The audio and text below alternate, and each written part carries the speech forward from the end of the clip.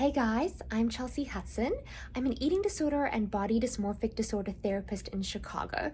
And today I wanted to share with you a body image mirror work skill that I use with my patients in treatment. This video could help anyone who is struggling with an eating disorder or body dysmorphic disorder, or anyone who wants to have a better relationship with their body, or therapists who want to teach the skill to their patients. I recently had a baby girl. She is 4 months old and she is just starting to discover her body. It is amazing to watch how she explores her body with such curiosity and such an innocence. Obviously, she has not yet been influenced by the world's shocking expectations of a woman's body. And my hope is that she always continues to have this compassionate relationship with her body. But for those of us who have been influenced by the world's expectations, this video is for you. So body image mirror work is a common therapy skill in the eating disorder world. And the reason it's important to do mirror work is because there are actually brain abnormalities in the visual cortex of people who are struggling with a distorted sense of their body. What brain scans have shown is that people who are struggling with eating disorders or body dysmorphic disorder have decreased activity in the part of their brain that processes global pictures, and increased activities in the part of their brain that processes specific details. In other words, when someone who's struggling with an eating disorder looks in the mirror, instead of seeing the whole picture, they often fixate on fine details or certain parts of their body. Oftentimes it is the stomach. So mirror work is going to teach your brain to see the body as a whole, as opposed to just seeing your body as a walking stomach, or just seeing the certain part of your body that bothers you. We say in neuroscience that neurons that fire together will wire together. So the more you practice looking at your body in this new way, the more you will start to see your body the way it actually is. I often say to my patients that what they are seeing in terms of their body is not what everyone around them is seeing. For people struggling with body dysmorphia, when you look in the mirror, you are seeing certain parts of your body as being larger than they actually are. And this is because of the way your brain is processing the image. So the mirror work I'm going to teach you today, if practiced on a daily basis over time, will help you to start processing your body as a whole and seeing your body the way it actually is, not in a distorted sense. Obviously, that can lead to then decreased eating disorder behaviors, because you won't be as distressed by what you see when you look at your body, and you won't feel as driven to use harmful behaviors to alter your body.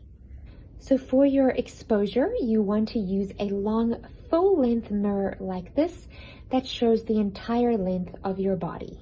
For the therapists out there, and for those patients who might be interested, this skill is going to combine techniques from radically open dialectical behavior therapy, traditional DBT, acceptance and commitment therapy, and even some dance movement therapy.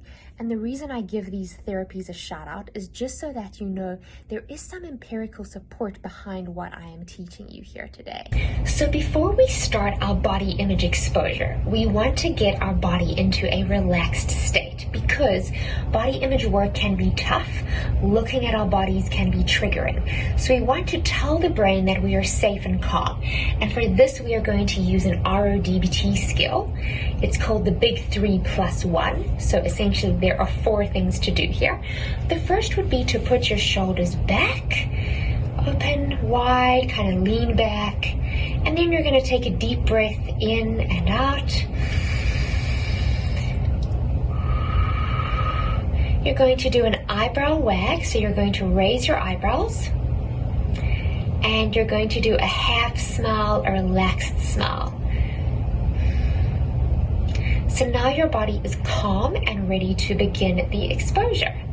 So the next part of the exposure comes from DBT, where we are going to use a non-judgmental approach to simply describe the facts of what we see on our body. So we are going to start at the top of our heads and go all the way down to our toes. So what I see is blonde hair, and it feels soft. I see 2 eyes, a nose, and a mouth with lips that have pink lip gloss on. I have 2 shoulders. I am wearing an orange top. I have 2 arms and 2 hands and 10 fingers. I have 2 legs and I'm wearing black checkered pants. And I have 2 feet and I am wearing black heels. So hopefully you noticed that as I was doing that part of the exposure, I wasn't using any judgmental language to describe my body, such as gross or disgusting or ugly. I simply started at the top, moved down to the bottom. I didn't fixate on any specific parts of my body, and I just used the facts to describe what I was seeing. While you're doing the body image exposure, you might notice some uncomfortable emotions arise, maybe anxiety or anger as you get stuck on a certain part of your body. What I would encourage you to do when that happens is to notice that emotion, name it. I'm going past my stomach. I notice that anxiety is showing up. Take a deep breath in. Breathe in. Imagine oxygen flowing into your body, making room for that anxiety feeling to be there, and continue on with the exercise. Do not get stuck and fixate on the emotion or a certain part of your body. Just keep going. So the second part of this body image activity involves a gratitude piece. Now you could move through every part of your body expressing gratitude for each part. We're going to do 3 parts today. So I'm again going to start at the top and scan down. I notice my ears. I am grateful for my ears as they allow me to hear my daughter laughing. I notice my eyes. I am grateful for my eyes because they allow me to see the beautiful snow in Chicago. And today I am grateful for my legs as they allow me to get from place to place. So for the final part of this body image exposure today, I'm going to use a skill from dance movement therapy that one of the therapists in my practice taught me. Thank you, Danny. And this skill helps you transition from one state to another by using your body.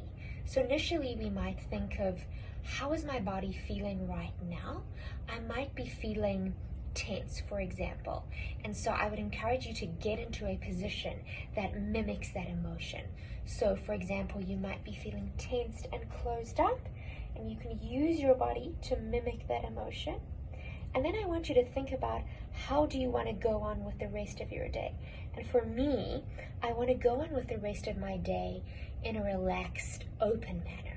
So I'm going to use my body to mimic what that would look like. And so for me, that would be open and relaxed, my hands open. And so this is how I'm going to continue with the rest of my day. So just to recap what we did today with this body image exposure activity, we started off using a skill from RODBT to activate our social safety system and calm our body. We then used a skill from DBT where we took a non-judgmental approach and described our body from head to toe.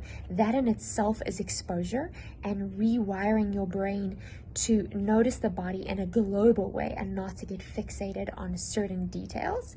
We then did some acceptance and commitment therapy skills where we breathed into uncomfortable emotions, allowed those emotions to be there whilst we were doing the body image exposure. We ended off with a gratitude practice, which helps us to change our relationship with our body, where we start to look at what is the function of our body and how does it serve us as opposed to what it looks like. And then we used a dance movement therapy skill to help us move from one state to another using our body. I would encourage anyone who is struggling with body dysmorphic disorder or an eating disorder, or who wants to change their relationship with their body, to practice these skills on a daily basis. Every time you see yourself in the mirror, instead of getting fixated on certain parts, do a full body scan, use non-judgmental language, practice gratitude, breathe into those difficult emotions, and use your body to help you move from one state to another.